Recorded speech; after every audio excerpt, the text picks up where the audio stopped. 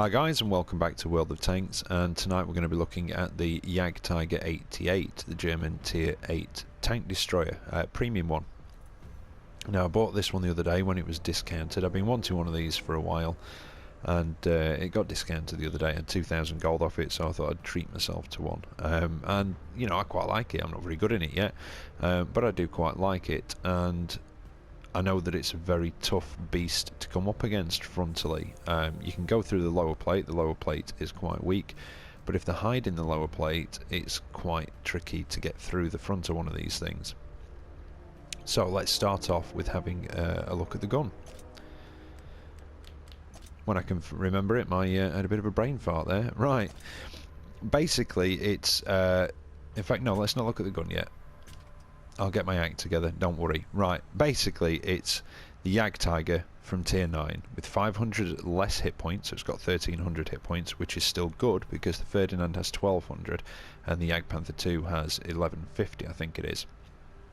And with a smaller engine, the JagdTiger gets an 870 horsepower engine. This one has a 700 horsepower engine, which is only slightly better than a stock JagdTiger, so it is very sluggish. It's got a, like I say, stock JagdTiger is 650, so it is a bit of a sluggish beast, but it is very well armoured at the front. In fact, the front is 250, and then it's 80 on the sides and the rear. So the sides and the rear are quite weak, but frontally, and especially in a sort of hull down location, it's a very, very strong tank. And these were actually in the war, according to the blurb about it. About 20 JagdTigers were fitted with the Long 88 due to a shortage of the standard armament. So now we'll look at the gun. Anyway, like I say, Long 88, but it's got a cracking rate of fire. The Tiger has, let's have a look. Right, the Tiger has the Long 88 and has a rate of fire of 8.9 rounds a minute. Now, the JagdTiger 88 has a rate of fire of 11.11, which is really good, and you can get somebody tracked and just keep them tracked with this. If they pop out sideways around a corner, you can just hit them in the front drive wheel and just keep putting it there because it's very accurate as well. But like I say, it is the Long 88, so you'll be very used to it. Those of you who've gone down the German line, 203 penetration, 240 damage, 237 on your premium rounds, again with 240 damage, and then 44,295 for your high explosive. It's got a traverse of 22 degrees, which is again better than a stock JagdTiger, which has got I think 18, and I think it might be about even with a fully upgraded one, but we'll have to check that one out. 390 meter view range, which is again about average I think for the tier, so that's not too bad. Signal range is 710 meters. Aiming time is quite good though, 2 seconds dead on, and incredibly accurate at 0.31. It is one of the most accurate guns in the game. I think the other one being Chieftain, if I remember rightly.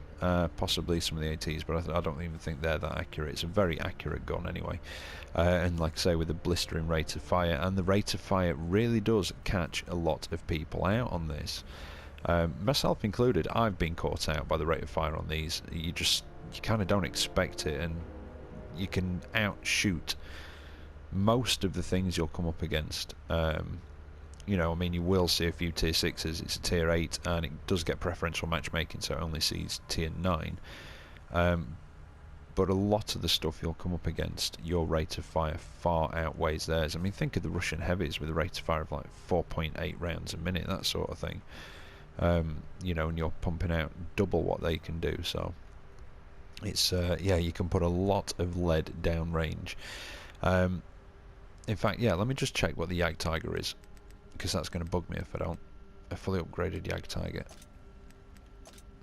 21, so it's actually 1 degree better hull traverse than the standard JagdTiger. However, you do have to remember that with the decrease in engine power, that will probably only just make up for that difference in engine power, maybe not even make up for it, so there is that to it. You do always have to remember that. Anyway, let's have a look at some of the stats. Oh, before we do that, God, I'm all over the place tonight, aren't I? Equipment, I've not got any on it yet. I've been saving up money for the FE215B. I use this to grind a little bit out, and then I've just been saving up some money because I've just bought the Ferdinand, as you can see there. So now I'm sort of building the money back up a little bit. I don't like dropping below 1 million, I don't know why. I'm just funny like that, but I'm building the money back up and I'm going to equip it with a few bits and bobs. Now, you can get in a little bit with this. Like I say, you've got to hide your lower plate, but you can get in there. Just try not to let anything get around your sides. City maps are very good for this, because of the, especially the ones with the long streets. There's places on Himmelsdorf where you can get hull down and just, everything just bounces off you and you can just tear things apart that come up the street against you, you see. So maybe a gun lane drive to get the aiming time down even more, or possibly a tank gun rammer to increase that already awesome rate of fire. I don't know about vents, although vents, you see, I'd possibly put vents on it as opposed to the gun rammer because its rate of fire is already very good, or maybe even instead of the gun lane drive and enhance that rate of fire even more, and then possibly coated optics or binocular telescope, something like that, maybe. Depends on how you want to play it. I mean, you can play it sort of sitting back, and in tier 9 matches you do have to do a little bit because of your lower plate.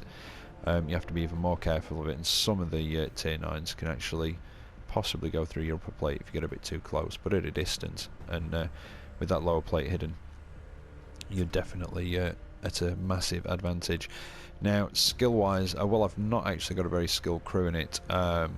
Somebody mentioned about the Mentor, so I thought I'd give it a try. So the crew that's going in my Ferdinand has got Mentor, and I thought I'll stick them in here and train them up while I'm making this video. I don't know, the Jagdpanther crew, I've got Sixth Sense, Camouflage. Yeah, basically the camouflage stuff, Sixth Sense, if you want to play it sort of as a support role. Sixth Sense, Camouflage, Green Thumb, Muffled Shot, that sort of stuff. Or if not, you want to be a bit more aggressive, I'd still go for Sixth Sense, and maybe Camouflage is a big thing you can do with all the help you can get. But possibly repairs, situational awareness maybe, Brothers in Arms, that sort of stuff. Clutch braking definitely, if you're going to play it in a more aggressive role. Try and help you with that traverse. Wrong button again. There we go. Right, here we go for the skills. So 700 horsepower engine, like I say, which gives you quite a poor power to weight ratio of 10.06. Like I say, it does feel sluggish, and it's not very quick at 28 kilometers an hour. And again, 12 kilometers in reverse is one of the slowest, and it has a 20% chance of fire, and it's a big old engine block at the back of the tank, just under the flat, well, under the engine deck, surprisingly, behind the superstructure.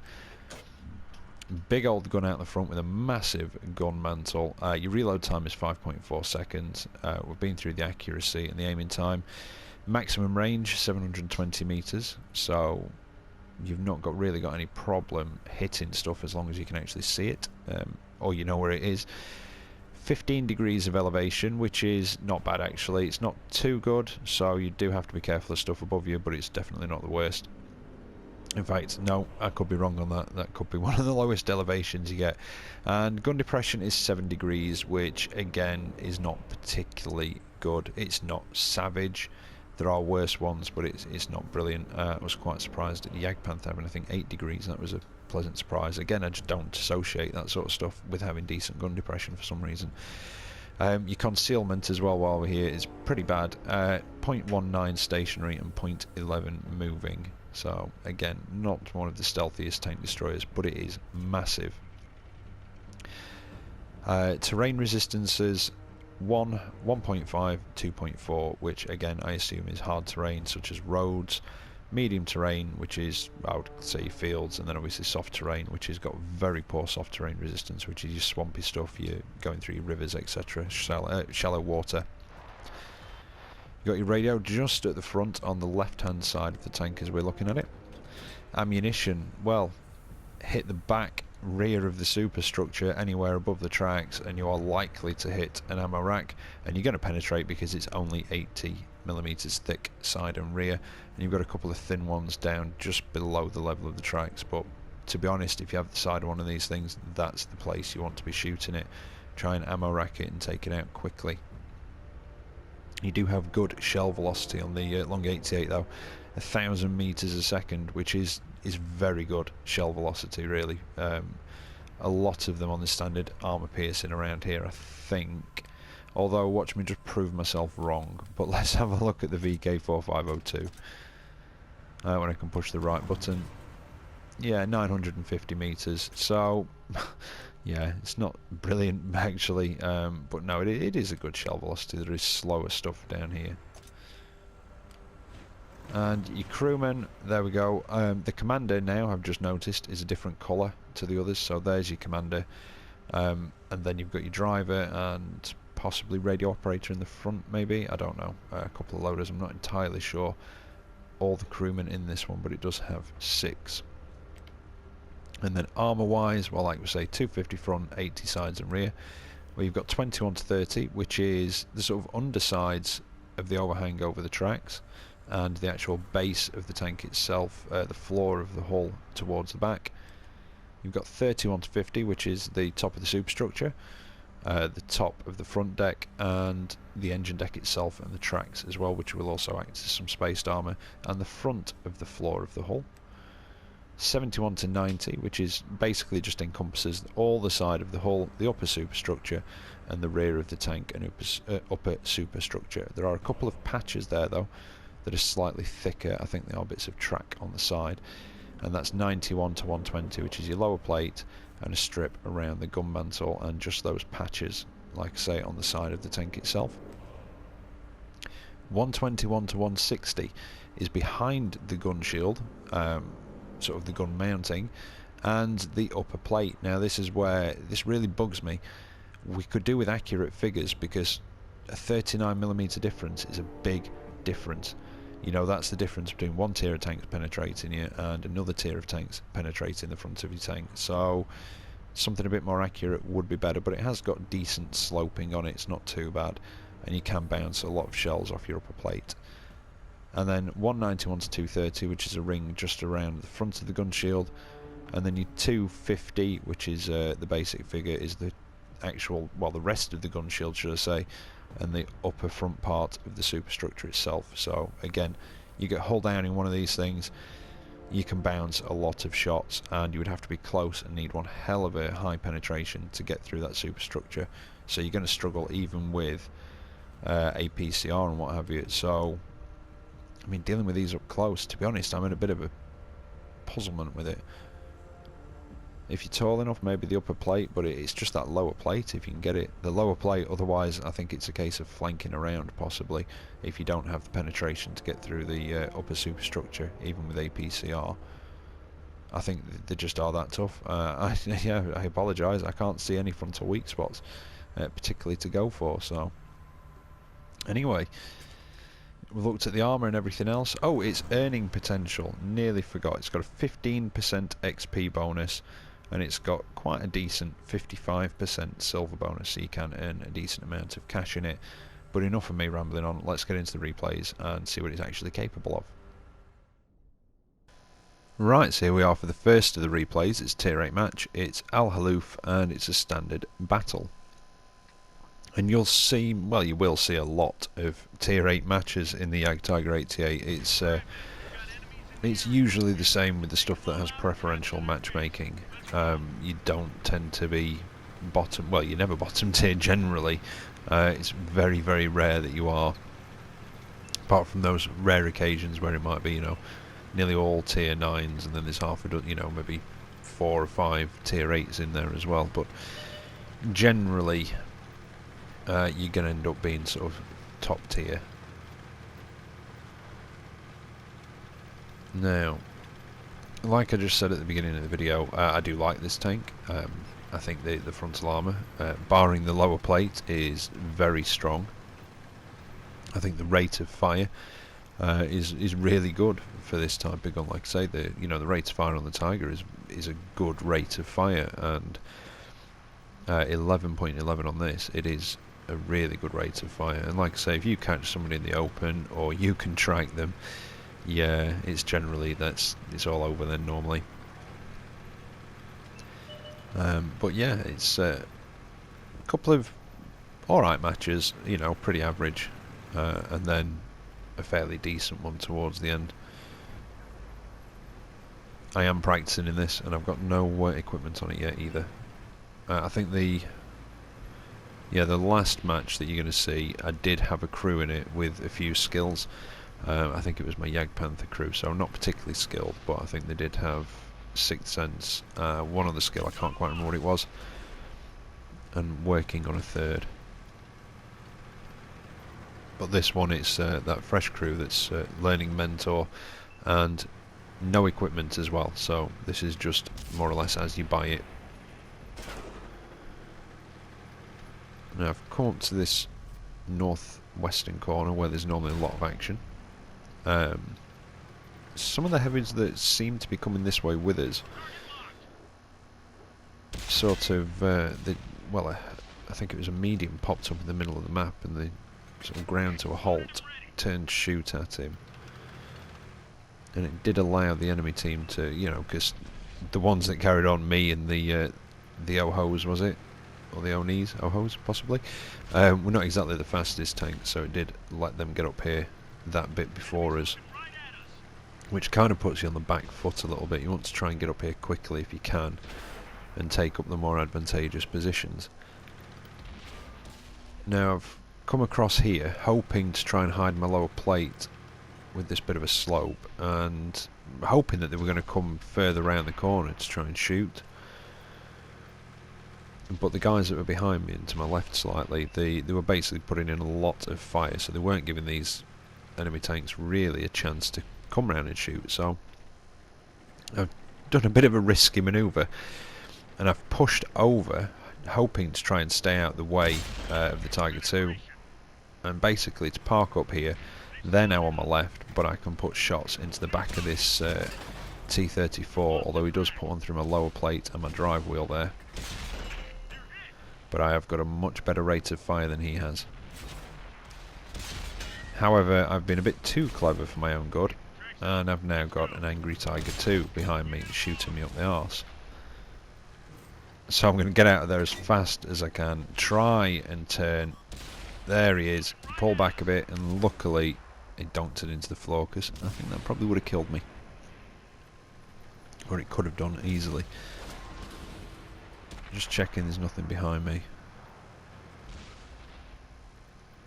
Back up a bit and see if he's going to pop over. Keep an eye on that motherland though. No, he's not coming over, he's actually backing off. And I'm going to try, yeah, he's backed right off so I can come up over here and try and push over and round the side of them. But you've got to be careful from across the valley, because once you start coming out of this part here and down this slope, sometimes you get spotted from the other side, just like we've seen that T-43. There's an IS-3 down there as well. Can I get a shot into him before he disappears? Ooh, just went wide and clipped him. I aimed it poorly, but RNG's just stepped in and it hit him. Right, now we've got a T-43 across the valley, and I'm trying to track him. Going for that front drive wheel. It's popping out sideways, and if I can just knock it off like that, and I can just keep at him then. And that's the T-43 dealt with. And oh crap, that's slightly poor map awareness, although yeah, that was quite poor map awareness. Managed to get a hit into him, but that's me done, so I think we'll leave it there and we'll skip to the end and see how it actually turns out. Right, well that one fortunately ended a victory, so I got an alright amount of XP, 1851, 2,214 damage done and 860 blocked, and I came second in that one. Like I say, I mean it's capable of a lot more damage than that. It's all about positioning with a lot of these tank destroyers, but again, not too bad a round, you know. I'm happy with that. It's not one of my best rounds, but like I say, it's a couple of alright rounds, and then a bit of a better one towards the end. I am practicing in this, and you'll probably see a lot more of it over the next few weeks, because I do quite like it. It is good fun. So I think I'm going to sort of use it for earning a bit of cash and try and practice and get a bit better in it. Right, tier 8 match again, and it's Malinovka, maybe, no, yeah, Yeah, Malinovka. I just went a bit simple then. Yeah, Malinovka, and it's an encounter battle. And I don't normally, on these encounter battles, I don't normally pull across to the side and sort of go from spawn to spawn. I generally sort of progress up the hill a bit, not all the way to the base, but I'll go across the other side of the lake. Depending on what tank I'm in, maybe to around C5-ish. Try and do a bit of spotting, that sort of stuff. I managed to hit that leopard through the window, but he seems to have pulled back a bit. I don't blame him. And that was a bit of a, yeah, a bit of a dubious shot. I think I led him a bit too much, and he was heading behind cover, so that was a bit iffy. Got a T69 down there though, and get a decent shots on him. Going for that front drive wheel to track him, and yeah, I did. Lovely. Little bit there. Can't even talk English now. A little bit of assisted damage as well, which is always nice to get. And I'm taking a couple of hits from something. I think it was a Jackson. Could have possibly got a bit more of my side than I should have given him. But I can't see the Jackson. I can see a T21. So let's punish him a little bit. That's now left him feeling a little less brave, and it went through the window, but I wasn't quite in time. And I go for the next window, just in case he's passing that one, just trying to judge where he might be. That would have been a good shot, wouldn't it, if it had actually hit him through the window. I'm surprised it went through. Well, actually, I'm not surprised it went through. It's a very accurate gun. Yeah, there's that leopard that I hit through that other gap. Now you've got to be careful when you're pushing across this field, even on an encounter. Well, I suppose especially. No, not especially on any of them. An encounter or anything like that, you've got to be really careful pushing across this field for anything spotting you from around. I think it's F7. Quite often, if you're coming down from the north, there's usually somebody around F7 that can spot you, and then you'll get a lot of flanking shots from over in that direction. And I'm getting a few now. There's that Jackson. I turned just in time for the T43 to hit my tracks, and I think he's firing high explosive, is he? I'm not entirely sure. Again, with me being colourblind, sometimes I struggle to see what they're actually firing, but it does possibly look like that from the sort of flare that's coming off it.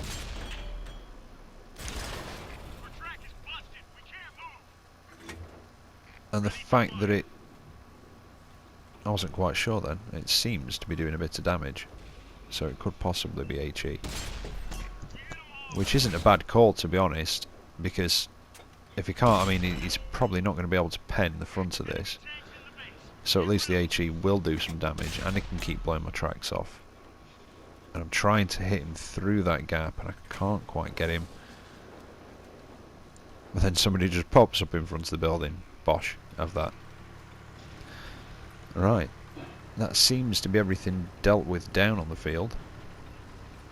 So there's 3 heavies, a medium and artillery left, and I would imagine that most of them are going to be up on top of the hill, and whatever's left is going to be in between there and here. So it's just a case of trundling across the field, hoping I'm within render range by the time they actually get spotted, and I might be able to get a little bit more damage done. But like I say, it's not the fastest. Not the slowest, it's definitely not the slowest. I mean, it could be a T28 or a T28 prototype, but it's yeah, it's not the fastest of these tank destroyers. And there's the enemy Tiger, and I managed to get 1 hit into him, which actually does damage, tracks him, so I do get a tiny little bit of assisted from the kill there as well.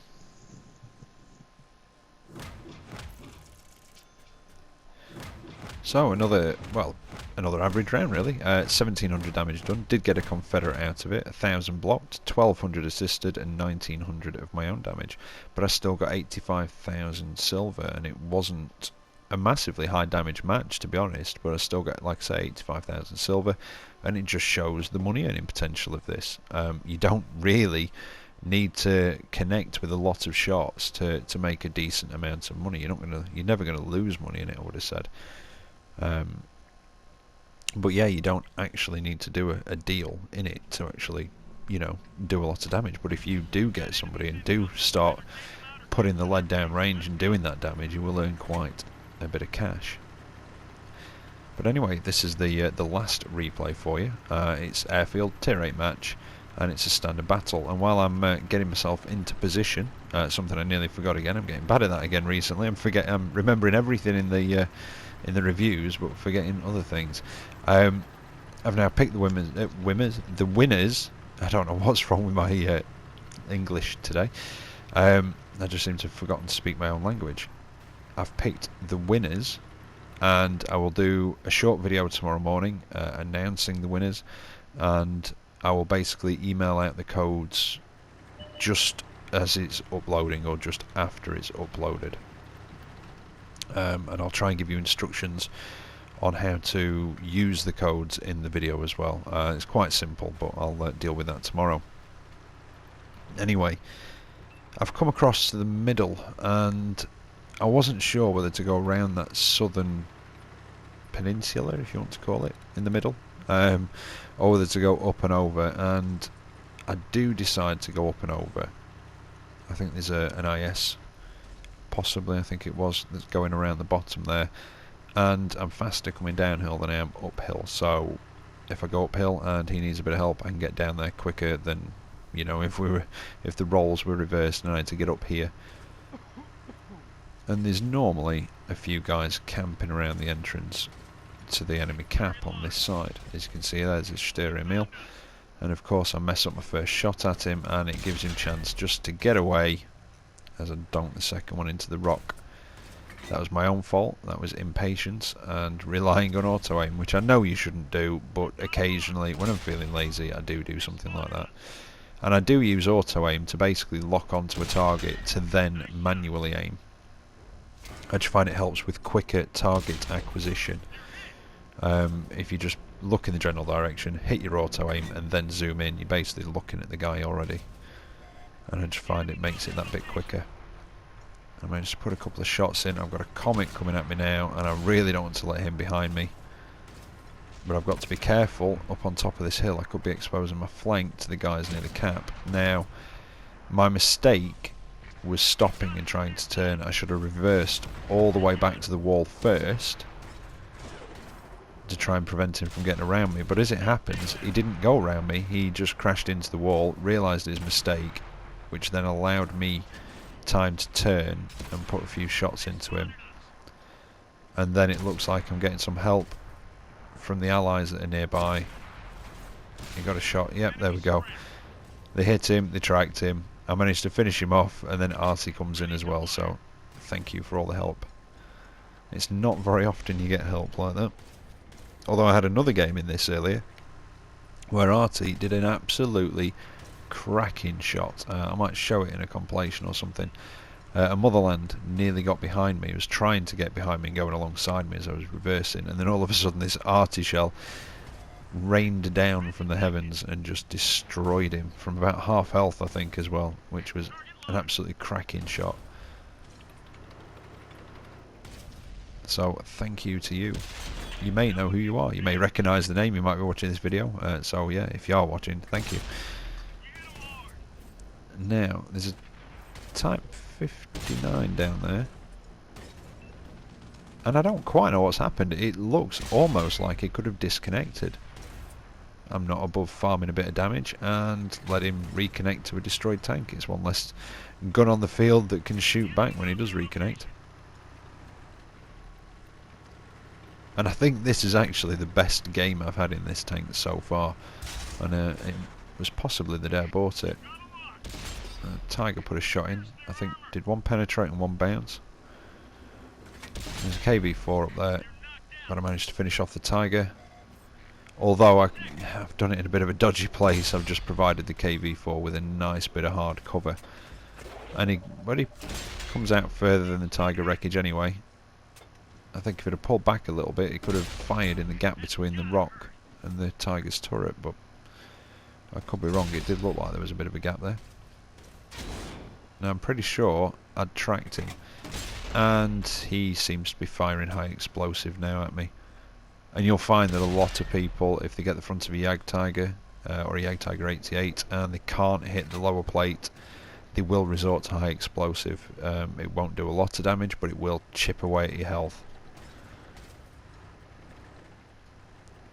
And yeah, I did get a little bit, not bored, I don't think bored's the right word, but I was putting the shots in, I didn't seem to be damaging the KV-4, so I was just thinking about going somewhere else, and then he pops back up. And then I see that tank destroyer heading towards the cap circle. An E-25. Now, I don't want that little thing noticing me and coming across here, because he could probably zip around me, put a shot in, and then be moving around again before I get around to actually shoot at him. But it looks like he got dealt with. Fantastically fun little tank destroyer. In fact, I've not been in mine for a while actually. I've been busy sort of doing other things and grinding through this and that, and I've not been in it for a bit. Now, I don't quite know what I did there. I could have sworn I just saw a medium tank possibly about to come up onto this hill, although I could have been wrong and it could have been that guy sweeping around, but turned around to put a shot in, but it looks like we capped out instead. And that was a better round. 3,300 damage done, just under 2,000 blocks, 134,000 silver, and well, just under 2,500 experience, and came top of the table, which was nice. But that's the JagdTiger 8.8. So I hope you've been informed. I hope if you've been thinking about picking one up but you weren't sure, maybe you've now been able to make up your mind. But I hope it's been useful for you. And as always, take care out there, and I'll catch you next time. See you later.